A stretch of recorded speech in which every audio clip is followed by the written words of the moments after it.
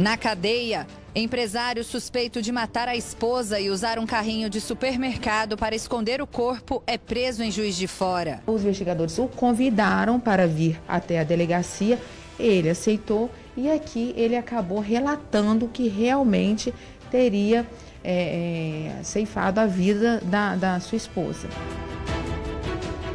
Crime bárbaro. Adolescente suspeito de matar ex-namorada em Campo Belo, no sul de Minas, é procurado pela polícia. A jovem estava grávida de um outro rapaz. Suspeito da polícia, até por informações dos familiares e conhecidos, é de que esse adolescente de 17 anos, que já possui passagens por atos infracionais análogos a tráfico de drogas, suspeito de participação em roubo a banco. E parentes buscam notícias de um homem que desapareceu no final do ano passado em Brasília de Minas, no norte do estado.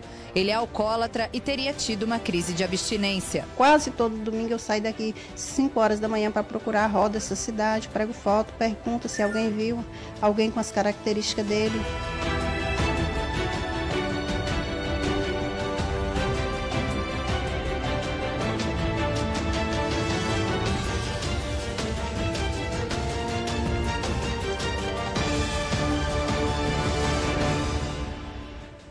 Olá, boa noite. O Mais Notícias desta sexta-feira começa mostrando que a polícia procura pelo adolescente de 17 anos, suspeito de matar a ex-namorada dele de 16 anos. O crime foi em Campo Belo, no sul de Minas. O corpo de Camila Vitória Silva Nascimento foi encontrado em um terreno baldio com um corte no pescoço e várias queimaduras. Familiares de Camila Vitória Silva Nascimento, de 16 anos, estavam muito abalados durante o velório da jovem. A suspeita é que ela tenha sido morta pelo ex-namorado, um menor de 17 anos. Mas não tem outra pessoa não, não tem não. Não tem, eu juro que não tem. Para quem eu jurei matar ela muitas vezes. Ia matar até eu, e matar até a mãe. A jovem desapareceu na quarta-feira à noite. A avó passou o dia com a neta. Ela estava aqui com a minha casa todo dia. Eu cheguei e ela estava dormindo. Aí depois ela levantou. Aí tomou café, sentou ali na sala ali, eu peguei e falei, Camila, a propósito fazendo almoço, eu fiz almoço, ela almoçou e ela queria comer abacate com leite, sabe, batido, vitamina. É bem tempo para querer comer, mas ninguém fazia, onde eu fiz, ela bebeu 2 copos, ficou numa boa. Camila teria saído para ir à casa de uma prima e não voltou. O corpo dela foi encontrado parcialmente carbonizado em um terreno próximo à casa onde a vítima vivia com a família. De acordo com o boletim de ocorrência, quase 24 horas depois do desaparecimento da adolescente, o corpo dela foi localizado neste pasto por um homem que veio trabalhar no local. Apesar das queimaduras, ele conseguiu identificar a jovem e chamou a família. Ainda de acordo com o boletim de ocorrência, o corpo também apresentava um corte profundo no pescoço. A família conta que Camila e o suspeito namoraram por quase 1 ano, mas o relacionamento era conturbado, por isso a vítima resolveu terminar. Em julho do ano passado, o adolescente foi internado em um centro socioeducativo para menores em Sete Lagoas, na região metropolitana de Belo Horizonte. Poucos meses após ser internado, ele fugiu. Esse adolescente suspeito, ele foi acautelado em julho do ano passado por envolvimento em um roubo a banco na cidade de Aguanil, também na mesma época, e ele ficou lá poucos meses e fugiu lá do estabelecimento socioeducativo no mês de abril desse ano, data a partir da qual ele está sendo procurado pela Polícia Militar. E nós enfatizamos que nós não recebemos informações da localização dele aqui na cidade de Campo Belo ou na região, mesmo sabendo que familiares da própria vítima tinham conhecimento do paradeiro dele. O adolescente voltou a Campo Belo e procurou pela ex-namorada, mas Camila estava em um relacionamento sério com outro rapaz e estava grávida. E eu não sabia que eu estava grávida. Não tem assunto com ninguém não. Aí ela pegou assim, não, bota com a vergonha na barriga, eu falei, mas que tem? Eu tô engordando demais. Aí tudo bem, depois viu o boato que ela estava grávida. O suspeito não se conformou e passou a ameaçar a adolescente. No dia 14 de maio, ela registrou um boletim de ocorrência depois de ter sido agredida pelo ex. Sempre apanhando, desde 14 anos ela apanhando e ela falava para nós que não apanhava e todo mundo falava para nós que ela estava apanhando. E ela sempre gostava dele? Sempre gostava dele, sempre gostava dele. Eu não sei se ele ameaçava ela, como é que é. O menor tem várias passagens e já foi abordado pelos militares mais de 300 vezes. O principal suspeito da polícia, até por informações dos familiares e conhecidos, é de que esse adolescente de 17 anos, que já possui passagens por atos infracionais análogos a tráfico de drogas, suspeito de participação em roubo a banco, agressão e ameaça, tenha sido realmente o autor deste homicídio. Ele possuía um envolvimento amoroso com a vítima já há determinado tempo e essa é a principal razão das suspeitas, uma vez que ele já agrediu uma vez esta adolescente, fato registrado pela Polícia Militar, e outros que foram passados por familiares que não houve o registro. Houve também agressão a alguns familiares do próprio adolescente suspeito. O suspeito continua foragido. Nós aproveitamos isso também para salientar da necessidade da Polícia Militar de receber informações, denúncias da localização deste indivíduo. Ele é muito conhecido no bairro, né, principalmente pela ação dele, pelo envolvimento dele com essa jovem. Então, qualquer informação deve ser repassada de imediato à Polícia Militar através do telefone 190, até porque ele possui ainda um mandado de recaptura, né, desta fuga dele do Centro Socioeducativo da cidade de Sete Lagoas, nesse ano de 2018. Está preso o empresário suspeito de matar a esposa em Juiz de Fora. O crime foi no dia 21 de maio, mas o corpo só foi encontrado 10 dias depois. Segundo a polícia, Pedro Parreiras, de 38 anos, teria estrangulado Marina Gonçalves Cunha, de 36, após uma discussão. Em seguida, ela teria sido colocada em um carrinho de supermercado, depois jogada em uma mata.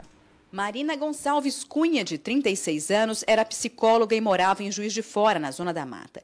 Ela tinha 3 filhos e o que parecia ser um casamento feliz. A mulher foi encontrada morta nesta área de preservação ambiental na região oeste da cidade. O corpo, com o rosto desfigurado e em estado de decomposição, estava no IML desde o dia 31 de maio, aguardando pela identificação. Parentes procuraram a Delegacia de Mulheres quase uma semana depois da vítima ser encontrada morta e com sinais de enforcamento. Eles explicaram que a psicóloga estava desaparecida desde o dia 21 de maio. Dia 31 de maio, esse corpo foi localizado por uma pessoa que estava passeando de moto pelo local onde o corpo se encontrava. E, diante disso, esse corpo foi direcionado para o IML porque não tinha identificação, porque o rosto estava completamente desfigurado e não sabíamos até a data de ontem de quem se tratava. A família foi ao IML e procedeu à procedeu ao reconhecimento da vítima. Pedro Parreiras, de 38 anos, marido de Marina, foi apontado pela família dela como principal suspeito do desaparecimento da psicóloga. Ele foi abordado pelos policiais quando levava os filhos com idades entre 3 e 6 anos para a casa dos avós maternos. Ele estava levando as crianças à casa da sogra e, como eu disse, tinha notícias que ele poderia empreitar fuga.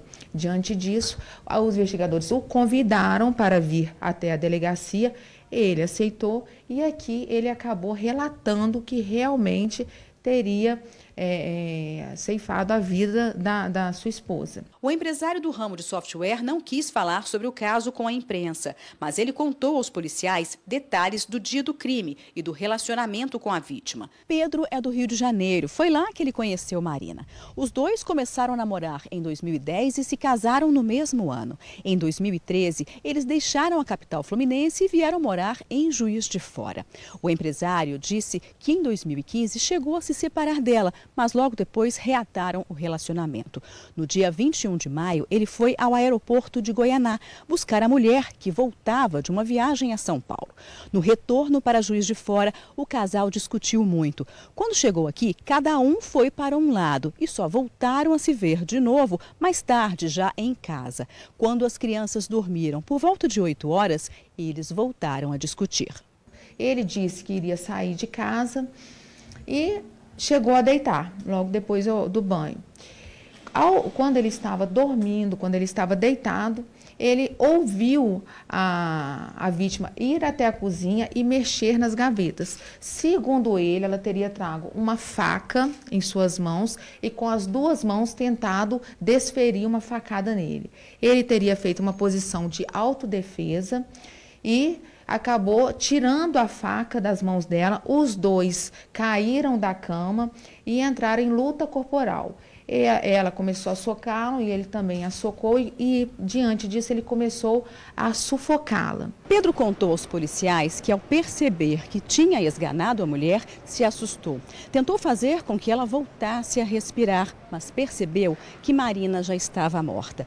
O empresário pensou então numa estratégia para retirar o corpo de dentro do apartamento. Ele desceu até a garagem, pegou o carro e foi até um supermercado que funciona 24 horas. Comprou alguns produtos e retornou.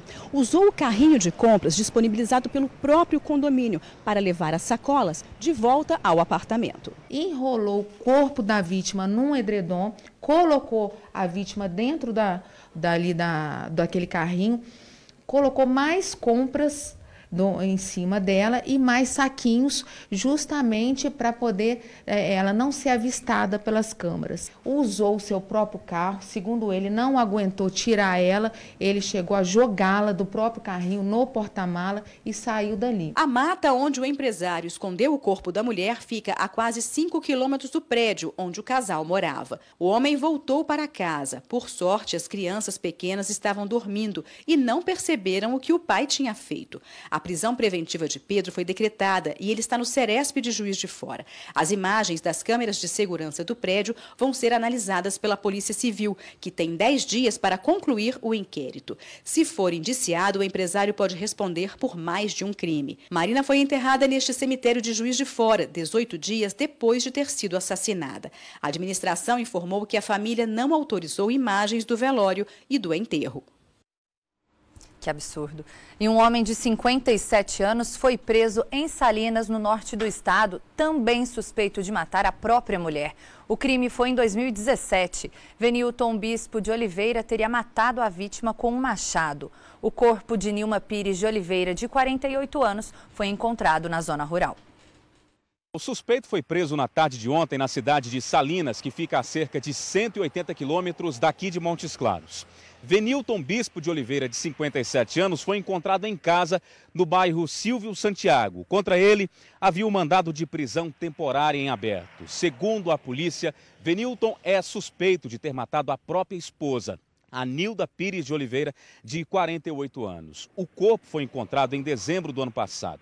Só para a gente entender essa história, a investigação explica o seguinte. Na época, o corpo de uma mulher foi encontrado em um matagal por produtores rurais em uma propriedade que fica entre Salinas e Rubelita. Foi difícil identificar o corpo porque estava em um avançado estado de decomposição.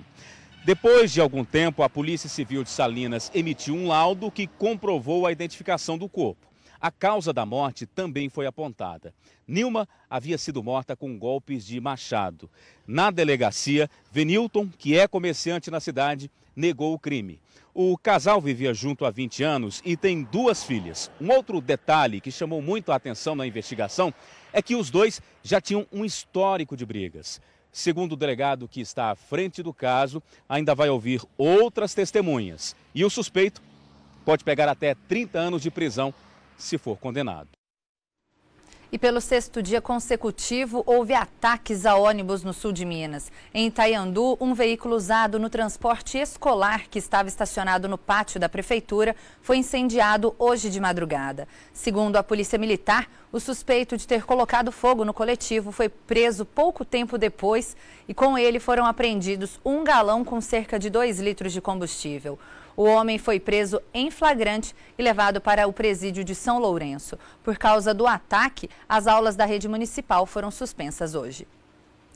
E teve ataque a ônibus também em Passa Quatro, cidade vizinha de Itaiandu, no sul do estado. Segundo a Polícia Militar, 2 homens entraram no coletivo e fizeram com que os 5 ocupantes descessem. Em seguida, atearam fogo no veículo. As prisões foram feitas durante a madrugada em diversos bairros do município. Segundo a Polícia Militar, essas 5 pessoas são suspeitas de terem colocado fogo em um ônibus coletivo horas antes, bem no centro de Passa Quatro. O crime aconteceu por volta de 7h30 da noite. Segundo testemunhas, 2 homens estavam em um ponto bem no centro da cidade, quando o coletivo que faz a linha Passa Quatro São Lourenço passou. Essas pessoas então deram sinal e embarcaram no veículo. Em seguida, os 2 suspeitos colocaram fogo no veículo usando gasolina. Esses 2 suspeitos fugiram. Diversas pessoas que passavam pelo centro registraram imagens desse ônibus pegando fogo. A polícia então começou o rastreamento e conseguiu efetuar estas prisões. Os ataques a ônibus e também a prédios públicos no sul de Minas começaram no domingo passado. Até o momento, já foram 19 municípios atacados e 37 veículos, além de prédios públicos. Diversas pessoas já foram presas, suspeitas de participar destas ações. Elas seriam comandadas por uma facção criminosa.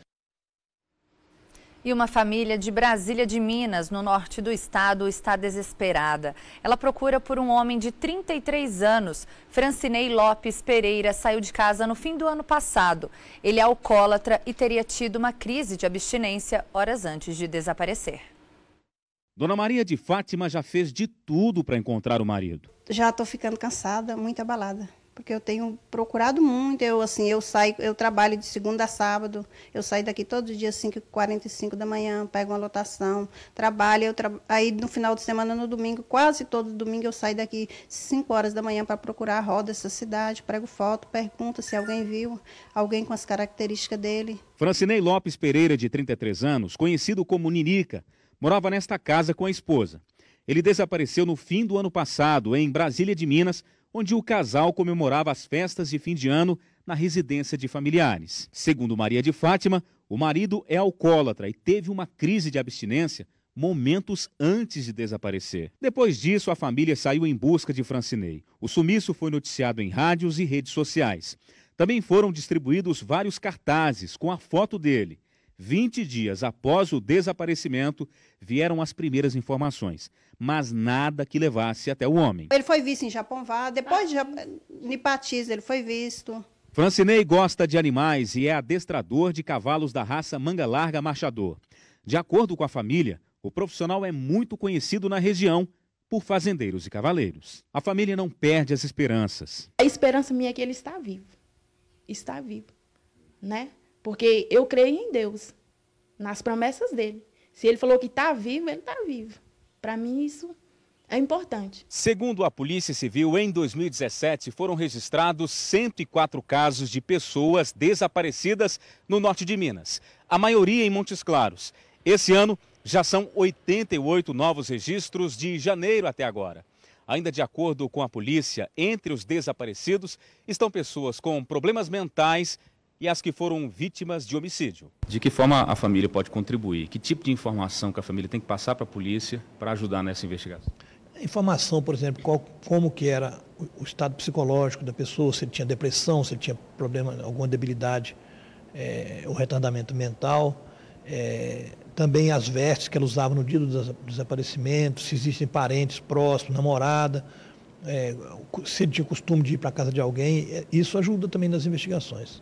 A Polícia Civil conta com a ajuda deste site, que hoje tem registrado cerca de 2.000 casos de pessoas desaparecidas em Minas. Na plataforma, além das fotos, os familiares podem colocar dados que ajudem na localização da pessoa.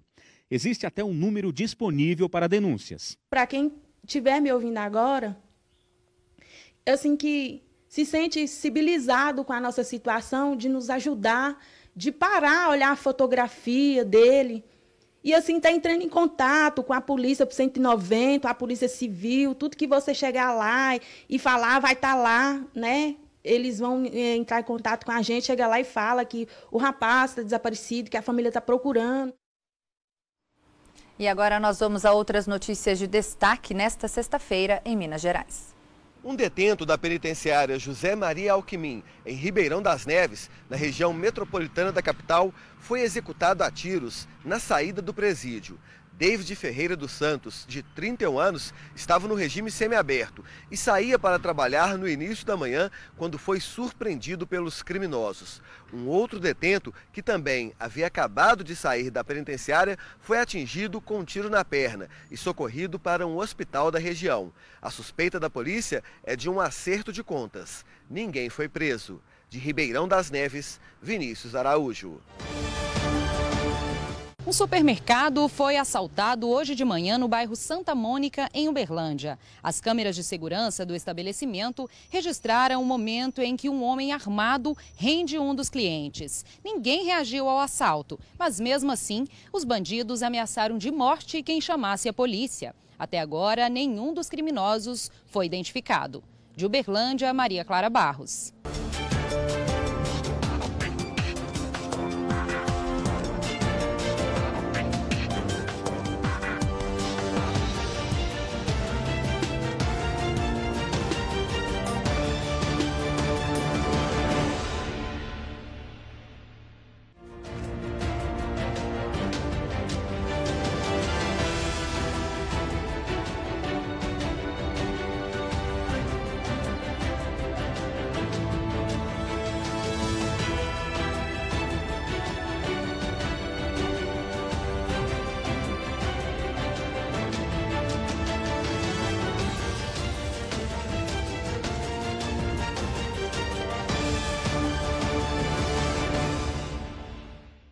Está preso em um batalhão do Corpo de Bombeiros, na capital, o deputado estadual Cabo Júlio. Ele teve a prisão decretada por um desembargador do Tribunal Regional Federal. Cabo Júlio foi condenado por envolvimento em um esquema de desvio de dinheiro público para a compra de ambulâncias. Cabo Júlio é o primeiro deputado estadual da Assembleia de Minas Gerais a cumprir pena por envolvimento com desvio de dinheiro público. Ele está preso neste batalhão do Corpo de Bombeiros na Avenida Antônio Carlos, na região da Pampulha, em Belo Horizonte. Segundo a assessoria do político, ele se entregou voluntariamente na Corregedoria da Polícia Civil. Seguindo as normas da lei, o Cabo Júlio passou por um exame de corpo de delito antes de ser encaminhado aqui para o batalhão, onde ele deve permanecer até a análise do habeas corpus solicitado pela defesa. De acordo com a denúncia, o deputado era um dos cabeças do esquema conhecido como Máfia dos Sanguessugas, que, segundo o Ministério Público Federal, desviou dinheiro das áreas da saúde para a compra de ambulâncias e equipamentos hospitalares superfaturados. Descoberto em 2006, o esquema teria movimentado 110 milhões de reais e contou com a participação de vários parlamentares, prefeitos e empresários. Conforme a denúncia, Cabo Júlio seria o responsável pelo direcionamento das verbas dos municípios. Antes de se entregar, o parlamentar usou as redes sociais para falar sobre a condenação. 16 anos atrás, um amigo meu me apresentou um empresário. Disse que esse empresário iria me ajudar na campanha. Ele me ajudou com 112 mil reais para a campanha. Ok. 4 anos depois, esse empresário foi preso numa operação da Polícia Federal. E todos os deputados que receberam dinheiro desse empresário foram processados por participar de uma máfia. Nesses 16 anos foram ouvidos, sei lá, 200, 300 pessoas. Nenhuma das pessoas ouvidas falou que recebeu R$1 ou me deu R$1 para fazer qualquer coisa de errado. Por telefone, conversamos com o advogado do deputado que está em Brasília, onde já deu entrada no pedido de habeas corpus junto ao Superior Tribunal de Justiça com 2 alegações. Houve a decisão de um colegiado, mas isso em uma única instância.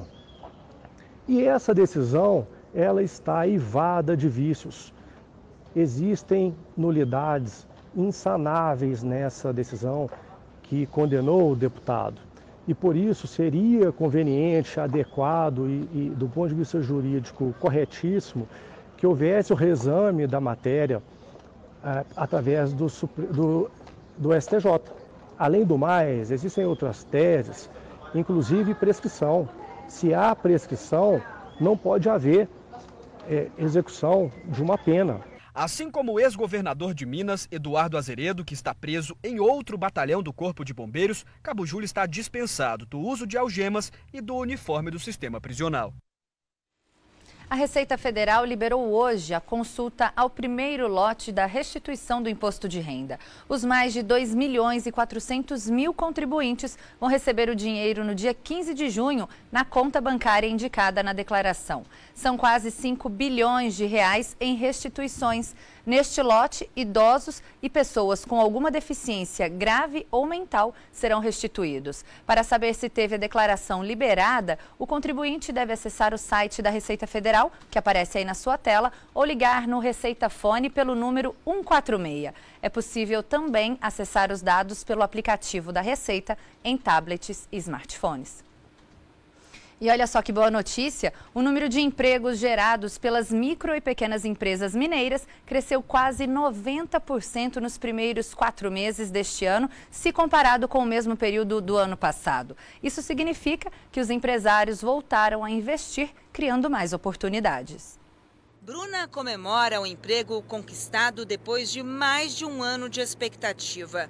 A aluna foi contratada e hoje é auxiliar administrativa nesta escola de moda na capital. Estava bem difícil, né? Não tinha muita oportunidade. As oportunidades que tinham, assim, não eram boas, os salários eram baixos. Feliz também está a Fernanda. Quando a escola começou há 35 anos, eram apenas ela e a mãe. Apesar do momento delicado que o país enfrenta, a empresária acredita em dias melhores e fala em novas contratações. A gente já está pensando em ampliar mais, ter mais professores, mais cursos, porque o mercado vem pedindo. O empreendedorismo está muito forte no momento. Então, mais turma, mais alunos e mais empresas sendo criadas. Houve um aumento de 86% no saldo de empregos gerados pelas micro e pequenas empresas mineiras nos 4 primeiros meses deste ano, em comparação com o mesmo período do ano passado. Mais de 97 mil pessoas foram contratadas e cerca de 83 mil demitidas. Um saldo positivo de mais de 13 mil empregos. Em Minas Gerais, a gente tem uma característica muito importante, que é uma confiança maior dos empresários, principalmente os empresários de pequeno porte, que estão voltando a investir e logo gerar empregos nos segmentos diversos da economia. Mas vale lembrar que o número de desempregados ainda é muito alto no país. Cerca de 13 milhões de pessoas estão em busca de uma oportunidade. E a alternativa nesse momento é justamente as pessoas se especializarem, buscarem novas atividades, né, novos cursos de formação e abrirem empresas, contratarem mais pessoas. Esses segmentos têm crescido. A confiança do microempreendedor tem aumentado porque são setores mais dinâmicos, eles se movimentam mais rápido às necessidades do mercado. Nessas novas relações trabalhistas, vale de tudo para gerar trabalho e, por que não, diversão nas horas de folga. O importante é fazer o dinheiro circular. Nesta barbearia que foi inaugurada em Belo Horizonte há cerca de 1 ano, o João Gabriel é o proprietário e tem 2 colaboradores. O Kennedy é um deles. O barbeiro é um microempreendedor individual. Paga uma taxa de R$ 52,70 por mês. E, segundo ele, tem mais liberdade para trabalhar. Eu ganho mais pelo que eu faço. Não tem um teto salarial. Quanto mais trabalhar, mais eu vou ganhar. João Gabriel também vê muitos benefícios na parceria. Eles são empresa, eles cuidam da empresa, da imagem deles. E assim, junto com a casa, né, nós, as barbearias, o trabalho fica muito melhor.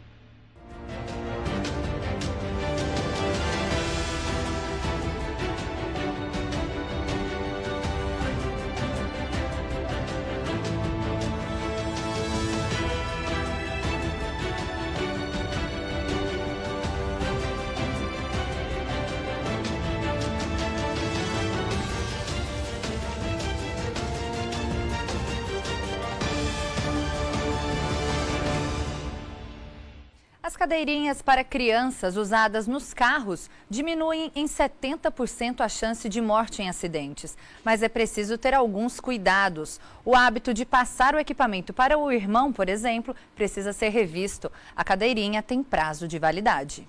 Ela parece tão nova e eficiente que o Sami não viu motivos para jogá-la fora. A da mais velha virou da mais nova e da mais nova depois a gente vai dar para alguém, mas a gente reaproveitou. Não é lei, mas o tempo de uso sugerido por alguns fabricantes é de no máximo 6 anos. Isso se não tiver ocorrido qualquer acidente, como este mostrado numa simulação.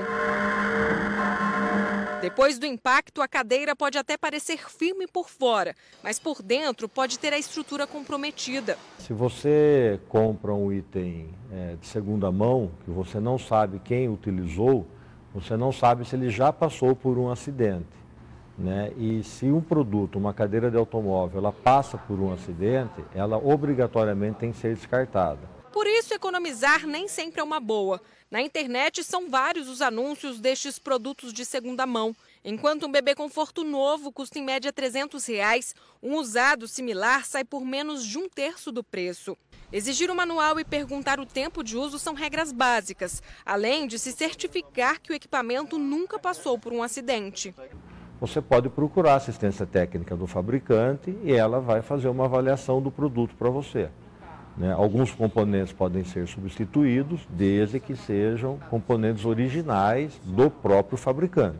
2.000 crianças morrem em acidentes de carro por ano no país. Segundo o Ministério da Saúde, o uso da cadeirinha reduz em cerca de 70% a chance de internação ou morte. Ceder aos berros do filho e não apertar o cinto em caminhos curtos também é um risco. 60% dos acidentes graves acontecem em trajetos de meia hora.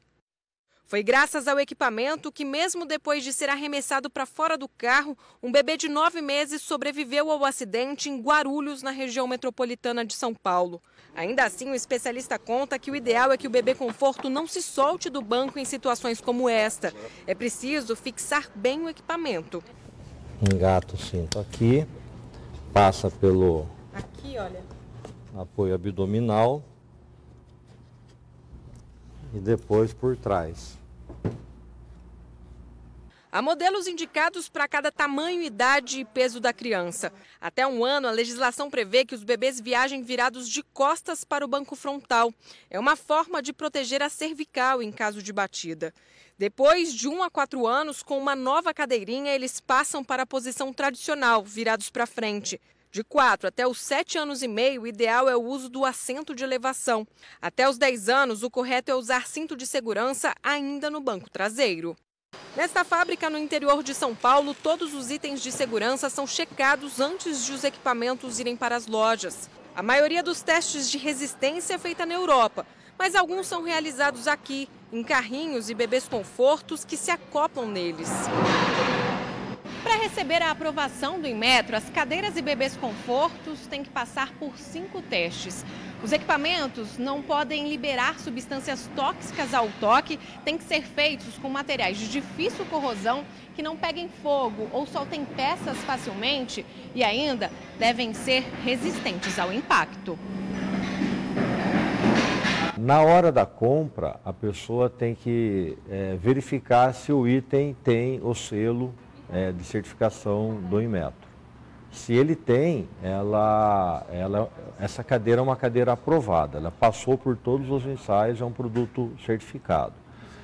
Se ela estiver em dúvida, ela pode consultar o site do Inmetro, que lá consta todos os itens que são certificados. Quando o assunto é a segurança dos filhos, Marcos não arrisca. Sempre comprei nova, mesmo porque eu tinha do mais velho, quando o mais velho usou, eu não usei nele, comprei outra por causa da validade. É imprescindível usar a cadeirinha e fazer as revisões. Bom, o assunto agora é saúde. Mais de 10 milhões de brasileiros sofrem com a apneia do sono, que é quando a pessoa para de respirar por alguns segundos enquanto dorme. O que pouca gente sabe é que a doença pode ser detectada facilmente com um exame feito em casa. Maria passou meses tentando dormir assim, com este aparelho cheio de tubos e a máscara, cobrindo a boca e o nariz. Há 5 meses, ela foi diagnosticada com uma apneia do sono. Isso fazia parte do tratamento. O equipamento joga o ar para o pulmão, mesmo que a pessoa não respire. acaba atrapalhando porque você só dorme, eu acabava dormindo só de um lado, porque não dava para virar. Para viajar, eu me sentia muito incomodada de ter que levar o aparelho, ir para casa de alguém, eu não me sentia muito à vontade. A apneia acontece quando a pessoa para de respirar por pelo menos 10 segundos sem querer, enquanto dorme. Ela só é considerada uma doença quando ocorrem mais de 5 interrupções por hora. As causas podem ser inúmeras: alimentação, formação muscular ou óssea, alterações da arcada dentária ou mesmo uma obstrução nasal. No caso da Maria, era um problema respiratório. Ela tinha 54 apneias por hora. Durante o dia, eu não conseguia ficar acordada. E onde eu sentasse, eu dormia. Até para dar aula ficava difícil. Então, foi uma época muito difícil da minha vida, porque eu não sabia o que eu tinha, mas eu percebia que estava muito cansada. O que ela tinha era apneia grave. Este especialista diz que, assim como aconteceu com a Maria, muitas vezes a pessoa não percebe que está doente. A pessoa em si não tem essa consciência, né? Geralmente a pessoa que dorme com quem tem o problema é que nota. Estes gráficos mostram o caso de um paciente. O laranja é o barulho do ronco, um dos sintomas da apneia. O preto mostra o nível de oxigenação do sangue, bem abaixo desta linha de destaque de 90%, que é considerado o ideal. Depois do tratamento, olha a diferença. Desde o gráfico de ronco, que ficou um gráfico extremamente tênue aqui, né, sem nenhuma oscilação importante, até o gráfico de dessaturação, que ficou todo acima de 90%, com uma frequência cardíaca controlada. Não há um estudo conclusivo, mas os médicos acreditam que entre 20% e 40% das pessoas que roncam tenham apneia. Seria mais de 10 milhões de brasileiros. E só há uma forma de fazer o diagnóstico, por meio deste exame aí, a polissonografia. Ela pode ser feita com um aparelho portátil como este, em casa, ou em hospitais e laboratórios. O paciente coloca o aparelho no pulso, ele liga o aparelho, né? E aí tem alguns sensores. Alguns sensores vão no dedo, tem 2 dedos principais. E os outros sensores, né, que é até um microfone, enfim, vai próximo ao peito, próximo ao pescoço também. Porque aí a gente consegue avaliar a intensidade do ronco, o volume, né, e consegue diferenciar se é só uma roncopatia ou se tem apneia associada também. São vários tipos de tratamentos. Um deles pode ser feito em casa, o paciente orientado, obviamente, por um fonoaudiólogo, neste caso. São exercícios bem simples, tipo esses daqui, que a Beatriz está fazendo com o Gabriel. São exercícios para fortalecer a musculatura da boca. A gente propõe 8 sessões semanais. O paciente tem que fazer o exercício em casa, fundamental, 3 vezes ao dia, mas são exercícios simples e rápidos. Cerca de 5 minutos, 10 no máximo. Você vai fazer um K curto e com força. K. K. K. Além disso, há outros tratamentos, como o uso do CPAP. A sigla em inglês significa pressão positiva contínua de vias aéreas. É aquele aparelho que a gente mostrou no início da reportagem. Tem também as cirurgias. E, aliás, foi depois de uma delas que a Maria se livrou da máscara. Voltou a dormir bem e mudou de vida. Eu tenho qualidade de vida. Então eu posso voltar a fazer caminhada.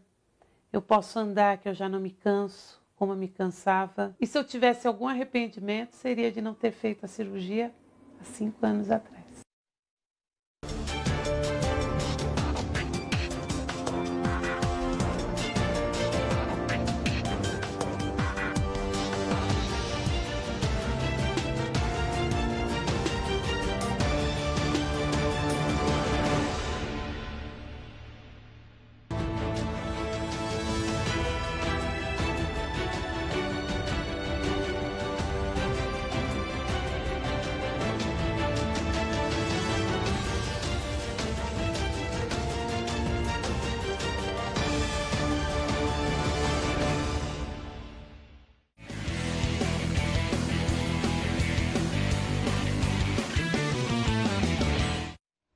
E no nosso bloco de esportes, a gente começa falando de vôlei. As meninas de Varginha que estão jogando o Mundial Escolar na República Tcheca, representando a seleção brasileira, perderam no jogo de hoje contra a Alemanha. As alemãs venceram as brasileiras por 2-1. Amanhã o Brasil entra em quadra novamente contra a Turquia na disputa da medalha de bronze. Lembrando que as meninas já são vitoriosas por chegarem onde chegaram. Então a gente deseja boa sorte para elas e quem sabe que elas tragam a medalha de bronze para a gente. E agora, falando de futebol, ontem 3 jogos fecharam a 10ª rodada do Brasileirão. No Clássico Mineiro, deu a melhor para o Atlético, que bateu o América por 3-1 no Independência. O Atlético entrou pressionado, sem vencer há 3 partidas. E precisou de apenas 11 minutos para abrir o placar. Blanco ajeitou para Roger Guedes, que cruzou para Ricardo Oliveira fazer de cabeça. Atlético 1-0. E tinha mais. Luan lançou para Casares, que dominou e soltou a bomba, 2-0.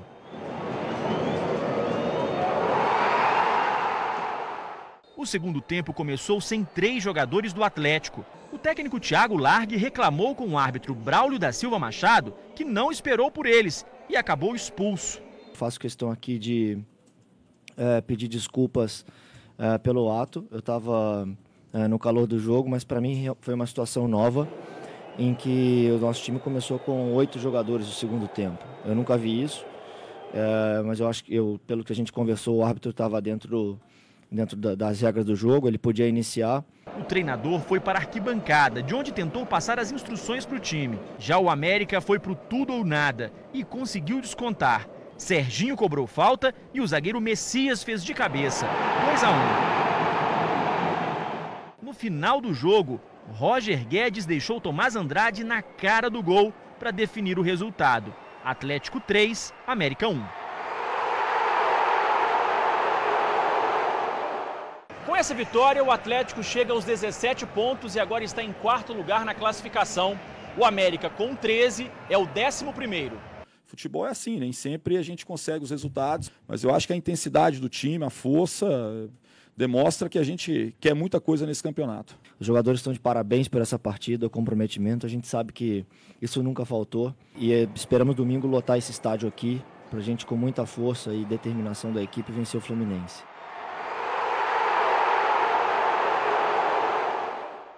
Já no Clássico Carioca, o Flamengo venceu o Fluminense por 2-0 em Brasília e continua firme na liderança da competição. Agora já são 5 pontos de diferença do segundo colocado, o Sport. Palco de mais um jogo da Série A do Brasileirão, o Mané Garrincha se pintou de branco, verde e grená e também em vermelho e preto. Com a bola rolando, só dava Mengão. E depois de um pênalti marcado em cima do colombiano Marlos Moreno, Henrique Dourado, o ceifador, abriu o placar em Brasília. Em um rápido contra-ataque, Everton Ribeiro encontrou Felipe Viseu livre na pequena área. O xodó da torcida só teve o trabalho de driblar o goleiro do Flu e sair para o abraço. Em um dia um tanto quanto carioca, em Brasília, 60 mil pessoas lotaram o Mané Garrincha e, como a própria torcida costuma dizer, segue o líder. A euforia depois de uma vitória, ainda mais num clássico contra um rival, ela é grande, mas a gente conversou e sabe e entende que tem que manter os pés no chão. A vantagem é uma vantagem boa, expressiva, mas não é definitiva. A gente já havia conversado sobre isso antes, ninguém vai ser campeão no primeiro semestre. E ontem também o Paraná venceu o Bahia por 1-0. Agora nós vamos ver os jogos da próxima rodada que acontece nesse final de semana. Nós começamos pela Série C. Amanhã, às 4 da tarde, o Tupi joga em Juiz de Fora contra o Ipiranga de Erechim, do Rio Grande do Sul. No domingo, o Tombense enfrenta o Botafogo em Ribeirão Preto, também às 4 da tarde. Já pela Série B, amanhã, o Boa joga em Santa Catarina, às 4h30 da tarde, contra o Criciúma. Já pela Série A, amanhã, às 4 da tarde, tem Atlético Paranaense e São Paulo na Arena da Baixada. Às 7 da noite, 2 jogos. A Chapecoense recebe o Cruzeiro na Arena Condá. E o Vasco joga em casa contra o Sport. Às 9 da noite, tem Corinthians e Vitória em São Paulo. No domingo, às 4 da tarde, são 4 jogos. O Galo joga no Independência contra o Fluminense. O Bahia recebe o Botafogo em Salvador. Já o Palmeiras vai até o Castelão em Fortaleza e pega o Ceará. E o Grêmio joga em casa contra o América. Às 7 da noite, tem Flamengo e Paraná Clube no Maracanã e Santos e Inter na Vila Belmiro. E agora, os clubes estão praticamente preparados para a próxima rodada. Depois de tropeçar contra o Vasco em casa, a ordem na Toca da Raposa é vencer fora para subir novamente na tabela. Eu, particularmente, pensava nesses 3 jogos em pontuar no mínimo uns 7 pontos, que a gente tem condições para isso. Então, acho que agora resta a gente tentar, de qualquer forma, vencer essas 2 partidas. Partidas dificílimas, mas com o elenco que a gente tem, a qualidade do nosso grupo, a maturidade, a experiência, a gente tem, sem sombra de dúvidas, possibilidades de vencer essas 2 partidas fora. Com as janelas de transferências do mercado da bola a todo vapor, muitos clubes estrangeiros estão de olho nos nossos jogadores. Roger Guedes, do Atlético, é um que chamou a atenção do futebol internacional. Um clube da Arábia Saudita e um da Europa estão tentando levar o jogador. Mas Alexandre Galo, diretor de futebol do Atlético, garante a permanência dele até o fim do ano. Conversamos com o Palmeiras, não existe nada com o Palmeiras. O Alexandre Matos prometeu a mim e ao nosso presidente, o Sérgio, que não tem a intenção nenhuma de vender o atleta nessa janela. O atleta vai continuar no Atlético até o final do ano. E agora chegou o momento das dicas para o fim de semana. Quem vai falar sobre a agenda cultural é a Larissa, que já está aqui ao meu lado. Boa noite, Larissa. Boa noite, Letícia. Boa noite a todos de casa. E hoje tem opções para quem gosta de MPB, sertanejo, rock e muito mais. Olha só. Hoje, Juiz de Fora recebe o cantor Lenine no projeto Em Trânsito, um movimento que marca o lançamento de seu 13º disco. Lenine se apresenta no Cine Teatro Central às 8h30 da noite e a classificação é 18 anos. Me dá sua palavra, sussurre meu ouvido, só o que me interessa. Em Muriaé, amanhã tem Henrique e Juliano cantando os maiores sucessos no Parque de Exposições da cidade a partir de 10 da noite. Vai namorar comigo sim, vai comigo, nós dois eu dei. Se reclamar, você vai casar também. No sul de Minas, de hoje até domingo, acontece a festa do peão de Congonhal.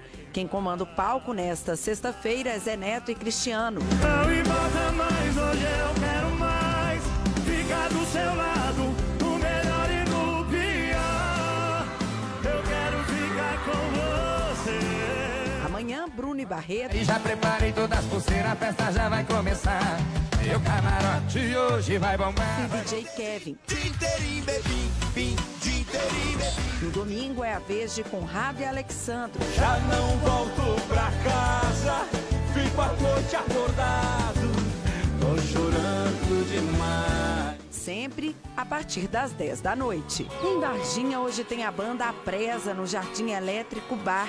A casa abre às 7 da noite. Em Lavras, amanhã tem a 19ª recepção da Arapuca a partir de 5 da tarde. No palco principal, CPM 22. Prosperidade hoje e sempre. Carrossel de Emoções, Tomate, Kevinho. Papum, esse movimento que ela faz, papum. Quando ela joga e vai pra trás, papum. E Projeto L2, além da tenda eletrônica, que promete animar o público até a madrugada. No norte de Minas, hoje tem Mateus e Cauã na Expo Janaúba, a partir de 8 da noite, no Parque de Exposições da cidade. Isso é amor, tá rolando amor, de verdade. Amanhã, a festa segue com Felipe Araújo e domingo, com Mano Walter. Que honra, hein, Larissa? O Lenine, um artista consagrado, ele vai emocionar o público lá em Juiz de Fora, né? Ah, é verdade, Letícia. O multi-instrumentista, cantor, ator, escritor, engenheiro químico e ecologista brasileiro Lenine tem composições gravadas por grandes artistas como Maria Bethânia, Daniela Mercury, Elba Ramalho, Milton Nascimento e Gilberto Gil. E ainda tem um detalhe: além de todo o talento artístico, Lenine ocupa a 38ª cadeira da Academia Pernambucana de Letras. Lembrando que o show do cantor será daqui a pouquinho no Cine Teatro, em Juiz de Fora, a partir das 8h30 da noite. Eu sou suspeita a falar porque eu adoro o Lenine e acho que vai ser um showzão. Com certeza. Muito obrigada, viu, Larissa? A gente também vai aproveitar o nosso final de semana também, porque tem muita opção aqui, né? Com certeza. E todas as regiões têm boas opções, né? Obrigada, Larissa. Bom final de semana. Obrigada, Letícia. O Mais Notícias fica por aqui. Nós voltamos na segunda-feira. Tenham todos um ótimo fim de semana. Uma boa noite.